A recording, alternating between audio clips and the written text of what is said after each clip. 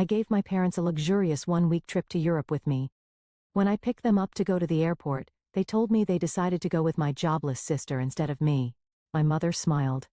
Your sister needed some rest, so we decided to take her. I didn't say anything. They had a big surprise when they landed in Europe. You're late, my mom said as she stepped out onto the porch, pulling her suitcase behind her. I glanced at the clock on my dashboard. It was 6:02 a.m. 2 minutes late, Mom, I said, forcing a smile. I got out of the car to help with the luggage, but then I saw her, my sister Lauren, emerging from the house with her own suitcase in tow. My smile froze. What's going on? I asked, trying to keep my voice steady.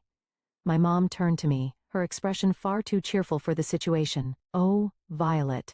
We decided Lauren should come instead of you. She's been so stressed lately, and she really needs this trip. My chest tightened. Instead of me? Mom, I've been planning this for years. I paid for everything. She waved her hand dismissively as if I'd just pointed out something trivial. And we're grateful, sweetheart. But you're always working so hard. You can take another trip later. Lauren needs this right now. Lauren didn't even have the decency to look guilty. She just smirked, shifting her weight onto one hip. Thanks for understanding, sis, she said, her tone dripping with fake gratitude. I stared at the two of them, my heart pounding in my chest. My dad shuffled out a moment later, avoiding eye contact as he handed me his suitcase. This is unbelievable, I said, my voice shaking. This was supposed to be our trip, something for me to share with you. Well, it still is, my mom said with a smile. Just with Lauren instead. Don't make this a big deal, Violet. Your sister really needs a break. My name is Violet, and for the past 2 years, I've been working overtime, saving every spare penny to give my parents a trip they'd never forget. Flights, luxury hotels, guided tours, I planned every detail down to the last dinner reservation. But as I stood there in my parents' driveway, watching my sister get into the back seat of my car, I realized something I'd been avoiding for years. It didn't matter how much effort I put in their eyes, Lauren would always come first. I clenched my jaw, biting back the sharp retort sitting on the tip of my tongue. Instead, I forced a tight smile and opened the trunk. Let's get going then, I said, my voice flat. If they wanted to prioritize her over me, fine, they could go with her. But I wasn't about to let them enjoy it. The drive to the airport was suffocatingly quiet, except for Lauren's incessant chatter. Oh my gosh, Mom. Did you see that TikTok about Paris? I can't wait to go shopping there. Do you think we'll have time for that, or will the tours take up the whole day? My hands gripped the steering wheel tighter as I stared straight ahead, forcing myself not to say anything. My mom chuckled softly. Of course, we'll have time. We'll figure it out when we get there. I bit the inside of my cheek. When we get there. They didn't even seem to notice I wasn't part of that we anymore. At one point, my dad cleared his throat. Thank you for driving us, Violet. I know this probably feels unusual. I glanced at him in the rearview mirror. Unusual? That's an interesting way to put it, Dad. He didn't respond. He just shifted uncomfortably in his seat, probably wishing he hadn't spoken at all. Lauren leaned forward from the back seat, her voice grating. You're not mad, right? I mean, this is really big of you letting me go. I could never have afforded this on my own. I clenched my jaw and forced a tight smile. Of course, Lauren. Enjoy the trip. By the time we pulled up to the airport drop-off zone, my patience was hanging by a thread. As I helped unload their luggage, my mom gave me a hug. Thank you for understanding, sweetheart. This means a lot to us and to Lauren. I nodded stiffly. Sure, Mom. Lauren beamed as she wheeled her suitcase toward the entrance. Thanks, Violet. You're the best. I stood there watching them disappear into the terminal, my chest tight with anger and hurt. The ride back home was a blur. I replayed the conversation in my head over and over, each word cutting deeper than the last. This means a lot to Lauren. You're not mad, right? You're always working so hard. I parked in my driveway and sat in the car for a few minutes, gripping the steering wheel until my knuckles turned white. Then, without a second thought, I marched into the house, pulled out my laptop and logged into every travel account I'd used to book the trip. Hotel reservations, canceled. Tours, refunded. Airline upgrades? Nope. I stared at the confirmation emails piling up in my inbox, feeling the tightness in my chest start to ease. They wanted to take Lauren instead of me? Fine. But they wouldn't be staying in 5-star hotels or enjoying private tours on my dime. When I closed my laptop, a sense of satisfaction settled over me. They could explain themselves to the front desk staff in Paris. I was done being their doormat. The call started as soon as their flight landed. My phone buzzed repeatedly as I unpacked my suitcase, the one I'd packed so carefully for a trip that was no longer mine. The irony wasn't lost on me as I hung up my dresses and neatly placed my shoes back on the shelf. The buzzing continued, filling the room with its relentless vibration. I sighed, picking up the phone and glancing at the screen. My mom's name flashed across it, accompanied by several missed calls and texts. I unlocked the phone and scrolled through the messages. "Violet, what's going on? The hotel won't let us check in. The reservation is missing. Call me immediately." "Violet, this isn't funny. Fix this now." A laugh escaped me before I could stop it. "Fix this? They really thought I'd swoop in and save the day after what they'd done?" The phone buzzed again, this time with a call from Lauren. I let it ring out, only for her to leave a voicemail. "Violet, this is so petty," she snapped, her voice dripping with entitlement. "We're stuck here because of you. You need to call the hotel and fix it now." I rolled my eyes and deleted the voicemail without listening to the rest. For years I'd been their fixer, the one who smoothed over every mistake and picked up every slack. Not anymore. Eventually I decided to answer, if only to stop the barrage of calls. My mom's voice hit me like a tidal wave of anger as soon as I picked up. "Violet, what did you do? The hotel says the reservation was canceled and none of the tours are booked anymore." I let her rant for a moment, then calmly replied, "I canceled them." There was a long stunned silence before she hissed, "Why would you do that?" "Oh, I don't know," I said, my tone laced with sarcasm. "Maybe because you decided to take Lauren on my trip. You're lucky I even drove you to the airport." "We thought you'd understand," she snapped. "Understand what?" I asked, my voice rising. "That years of saving and planning didn't matter because Lauren needed a break? That my hard work meant nothing to you? Guess what, Mom? I don't understand, and I don't care to." I hung up before she could respond and turned my phone off, tossing it onto the couch. The silence that followed was blissful, and I felt like I could breathe again. If they wanted to prioritize Lauren, fine, but they could figure out the rest of the trip without me. The silence lasted only a day. By the next morning, my phone was buzzing again with calls and messages. At first, I ignored them. I spent the day cleaning the house and catching up on work, but curiosity got the better of me by evening. I opened my phone and braced myself for the storm of texts. From my mom, "Violet, you've gone too far. Your sister is in tears and your father is furious. We can't get into any of the hotels you booked." From Lauren, "You're acting like a child. I don't get why you're making this such a big deal. Just fix it already." And finally from my dad, "We need to talk. This isn't right." I set the phone down, shaking my head. For years, I'd been the one to fix things, to make sure everyone was comfortable and happy. Now that I'd taken a step back, they didn't know how to handle it. I poured myself a cup of tea and sat down at the kitchen table, letting the anger simmer. How dare they expect me to clean up their mess? How dare they act like I was the one in the wrong? The next call came minutes later, and this time I answered, "Violet." My mom barked before I could say a word. "This isn't funny anymore. We're stranded. Do you have any idea how embarrassing this is?" I took a slow sip of my tea. "Embarrassing? You think this is embarrassing? Try saving for years, planning every detail, and then being told you're not even part of the trip you paid for." "Stop being dramatic," she snapped. "Lauren needed this more than you. And now she can figure it out," I said firmly. "You made your decision, Mom. You wanted to take Lauren instead of me? Fine. But don't expect me to fund her vacation. We're family," she hissed. "We don't do this to each other." I let out a bitter laugh. "Funny, I was just thinking the same thing." Lauren's voice came through the background, whining, "Mom, just hang up on her. She's being impossible." That was the final straw. "Enjoy your trip," I said, my tone icy. "Oh wait, you can't. Because it's not your trip, it was mine. And now it's nobody's. Goodbye." I hung up before she could respond and turned my phone off again. For the rest of the evening, I felt an odd mix of anger and relief. Anger that they'd put me in this position, but relief that I'd finally stood up for myself. They could call me dramatic all they wanted. For the first time in my life, I wasn't letting them take advantage of me. The next few days were blissfully quiet. With my phone turned off, I finally had space to think clearly, free from the barrage of guilt trips and accusations. I spent my mornings sipping coffee on my back porch, enjoying the calm I'd craved for so long. My afternoons were filled with work and catching up on little projects I'd been putting off, things that reminded me how capable I was when I wasn't bogged down by their endless demands. But by the third day, curiosity got the better of me. I turned my phone back on to find over a dozen voicemails waiting for me. The first few were from my mom. growing increasingly hysterical with each one.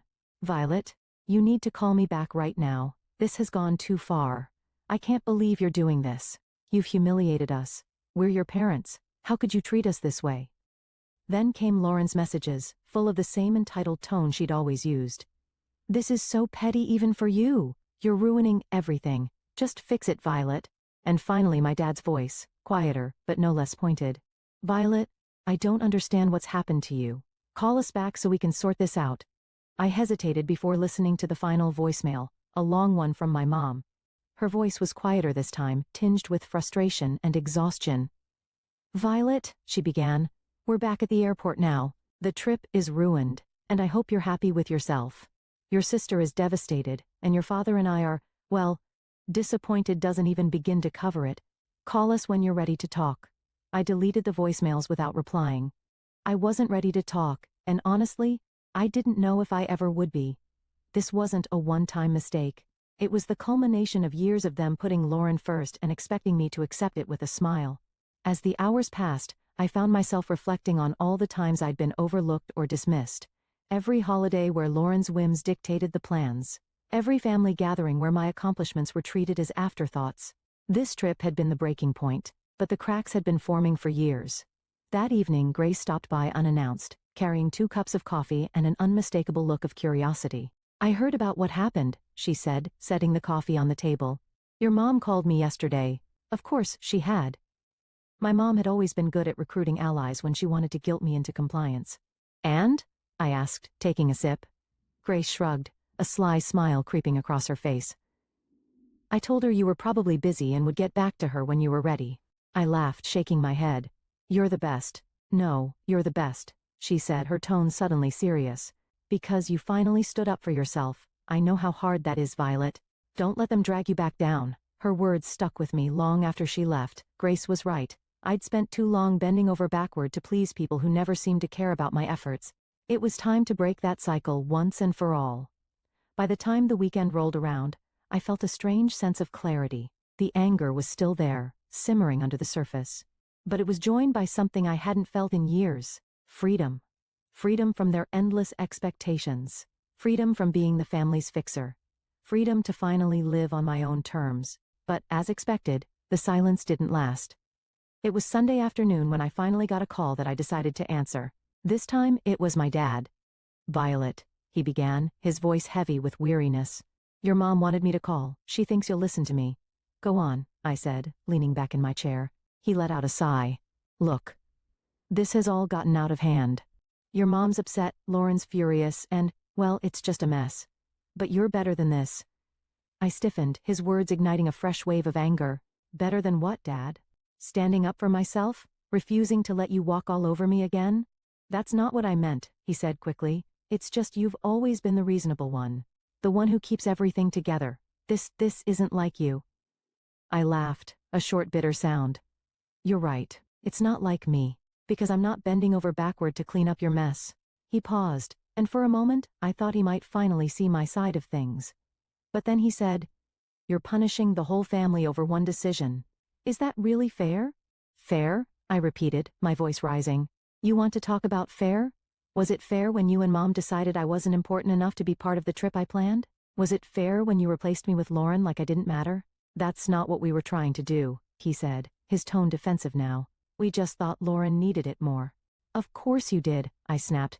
You always think she needs more attention, more support, more of everything. And I'm always the one expected to sacrifice for her, not anymore. The silence on the other end of the line was deafening. Finally he said, I don't know what you want me to say. I don't need you to say anything, I replied, my voice steady. I just need you to understand that I'm done being the afterthought. From now on, I come first. Violet, goodbye, Dad. I ended the call and set the phone down, my hands trembling.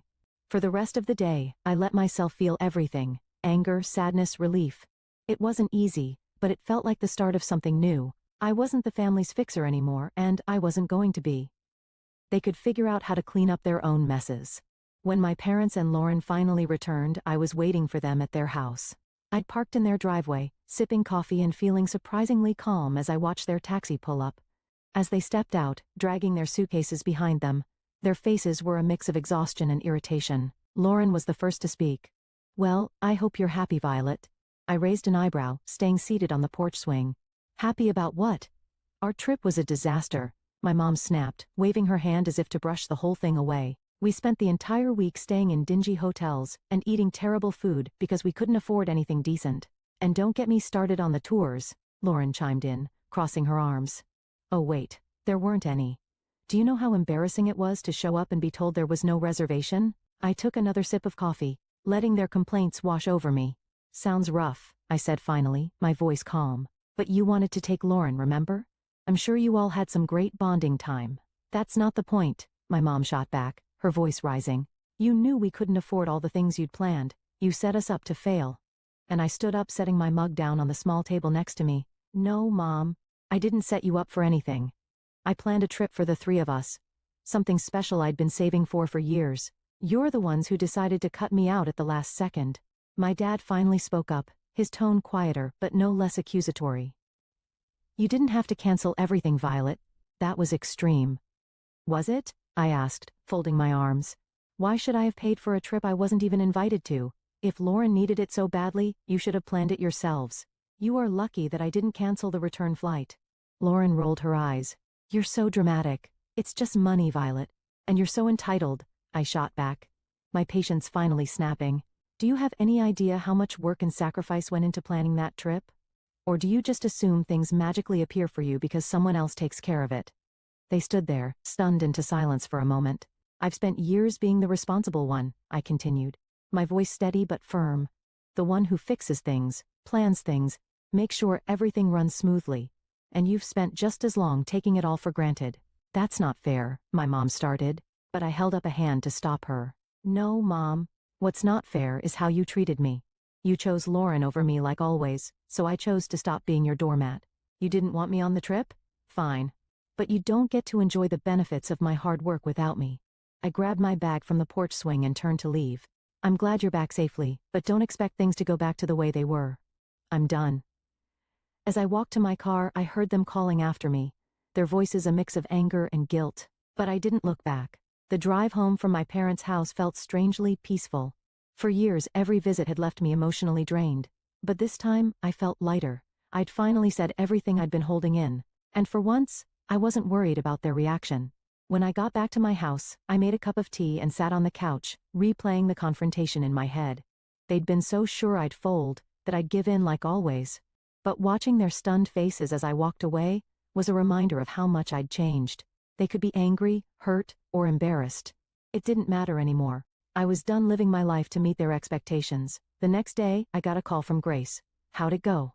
She asked, not bothering with pleasantries. I laughed, leaning back against the kitchen counter. Exactly like you'd imagine. They're furious, Lauren's pouting, and Mom is probably trying to figure out how to guilt me back into line. Grace let out a snort. Let her try. You've got a backbone now, and I'm here to make sure it stays in place. I grinned, grateful for her unwavering support. Thanks, Grace. I mean it. You've been my rock through all of this. Any time, she said, her voice softening. So what's next for you, now that you're not playing family fixer anymore? That question had been circling in my mind since the confrontation. What was next? For years, so much of my energy had been poured into trying to please my family, trying to earn their approval. Now that I'd let go of that burden, the possibilities felt endless and a little intimidating. I don't know yet, I admitted, but I feel like I get to decide. Not them, not anyone else, just me. Sounds like the start of something amazing, Grace said. And I could hear the smile in her voice. Over the next few weeks, I started making small changes that felt big in their own way. I redecorated my living room, swapping out the hand-me-down furniture from my parents for pieces that felt uniquely mine. I spent weekends exploring local cafes and parks, things I'd always meant to do but never made time for. And I started journaling, writing down my thoughts and dreams without filtering them through the lens of what anyone else might think. Each small step felt like reclaiming a part of myself I hadn't realized I'd lost. One evening, I sat down with Mai and opened the spreadsheet I'd used to plan the trip. The canceled reservations stared back at me, and I didn't feel a pang of regret. Instead, I felt a surge of determination. That money had been meant for a once-in-a-lifetime experience, and I wasn't going to let it go to waste. Closing the spreadsheet, I opened a new browser tab and typed solo travel ideas. A few weeks after my parents' return, I booked a solo trip to Italy. It wasn't the same itinerary I'd planned for them, and it wasn't about proving a point anymore. This was for me, a chance to celebrate my independence and finally put myself first. The moment I landed in Rome, I felt a surge of excitement and nervousness. I'd never traveled alone before, but as I stepped out of the airport and into the bustling city, I knew I'd made the right decision. I spent my days wandering cobblestone streets, marveling at ancient ruins, and indulging in meals at charming little cafes. There was no schedule, no one else to consider. Just me and the freedom to do exactly what I wanted. One afternoon, while sitting on the Spanish steps with a gelato in hand, I pulled out the journal I'd brought with me. For years I'd written about what I wanted to achieve, but those dreams were always wrapped up in making someone else happy. Now, as I wrote, the focus shifted. Learn a new language, start a small business, travel to at least 5 more countries. The list grew, each goal a reflection of the life I wanted to create, not the one I'd been expected to live. On my last night in Florence, I had dinner at a small family-run restaurant overlooking the Arno River. As I watched the sunset paint the sky in hues of orange and pink, I felt a deep sense of peace. This trip had been more than just a vacation, it was a turning point. I'd spent so much of my life trying to earn my family's approval, but here, thousands of miles away, I realized something important. I didn't need it. I was enough, just as I was. When I returned home, my parents tried to reach out again, this time with softer tones and carefully worded messages. "Hope you had a nice trip," one text from my mom read. "Maybe we can all talk soon?" I stared at the message for a moment before setting my phone down. I wasn't ready to reply, and that was okay. This time, it would be on my terms. As I unpacked my suitcase and placed souvenirs on my shelves, I felt a sense of pride. A week after returning from my trip, I received a call from my mom. This time I answered. "Hi Violet," she began, her tone unusually soft. "How was your trip?" "It was amazing," I replied, keeping my voice neutral. "That's good to hear," she said, pausing as if searching for the right words. "We've been thinking a lot about what happened. Maybe we handled things poorly." The admission surprised me, but I wasn't ready to let her off the hook just yet. "Poorly? You replaced me on a trip I planned and paid for without even asking. Poorly is an understatement." "I know," she said quietly. "Your dad and we didn't realize how much it would hurt you." "And Lauren?" I asked. "Does she feel bad too, or is she still blaming me for ruining her vacation?" "She's upset," my mom admitted, "but I think she knows she could have handled things better." I sighed, leaning against the counter. "Mom, this wasn't just about the trip, it's about years of putting her first and expecting me to pick up the slack. I'm not doing it anymore." "I understand," she said after a moment. "We're going to try to do better. We don't want to lose you." Her words tugged at something deep inside me, but I'd learned enough not to let guilt dictate my choices. "I'm glad to hear that," I said. "But it's going to take more than words to fix this. I need to see real effort, not just apologies." "You will," she promised. "We'll give you the space you need, but I hope you'll let us back in someday." After the call, I felt a mix of emotions. Relief that they were finally acknowledging their behavior and skepticism about whether they'd actually change.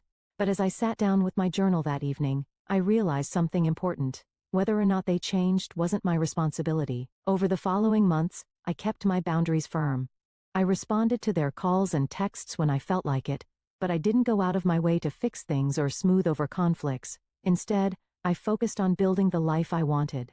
I signed up for a photography class, something I'd always dreamed of doing but never had the time or energy for. I joined a local hiking group, and even started planning my next solo trip. Each step I took felt like reclaiming another part of myself. One day, as I sat on my porch watching the sunset, I realized how far I'd come.